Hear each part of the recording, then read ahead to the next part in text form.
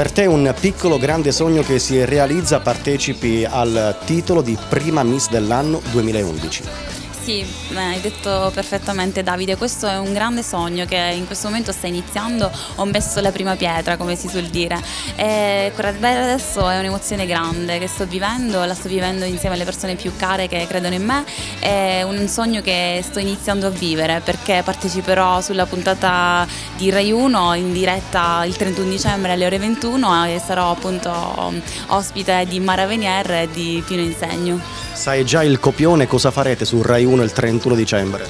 Ancora non sappiamo niente, sappiamo solo che siamo solamente 4 ragazze in gara che ci sfideremo tra sfilate, balletti, credo e quant'altro per contenderci appunto questo titolo prima Miss dell'anno 2011, una fascia importante per il concorso di Miss Italia. Sei l'unica siciliana in gara, una selezione durissima. Sì, hai ragione, è stata una selezione abbastanza difficile perché appunto mi sono sfidata con tantissime ragazze prima nella nostra regione e poi in tutta la nostra penisola, diciamo. È stato un concorso abbastanza difficile, sono arrivata nella prima fase, su 35 ragazze mi sono qualificata prima a Carini aggiudicandomi il titolo di Miss Porto Palo Reis.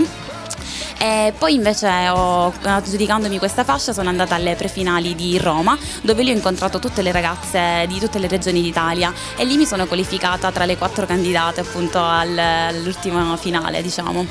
Sì. Per conoscerti meglio, chi è Fabiola Milletari? Cosa fa nella vita? Allora, Fabiola Milletari è una ragazza di 23 anni che studia, ha lavorato nel negozio con i genitori e ha fatto da commessa, diciamo, al padre e ha pure fatto diverse esperienze lavorative, come anche ho fatto l'assistente alla poltrona per un dentista e quindi è stata anche quella un'esperienza abbastanza divertente e poi è una ragazza a cui piace tantissimo il mondo della moda, il mondo dello spettacolo e del cinema, quindi per questo per me è un trampolino di lancio e spero che qualcuno capisca che per me è veramente un sogno ed è importante per me oggi questa vittoria e questo traguardo, quindi ci credo tantissimo.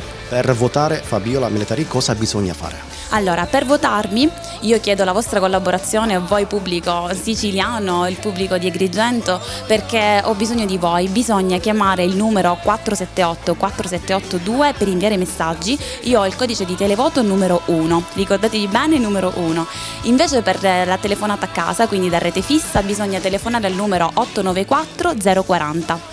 È semplicissimo, quindi basta digitare il numero 1 o scrivere per messaggio 1 e automaticamente verrò votata da voi siciliani. Bocca al lupo. Crepi, grazie mille.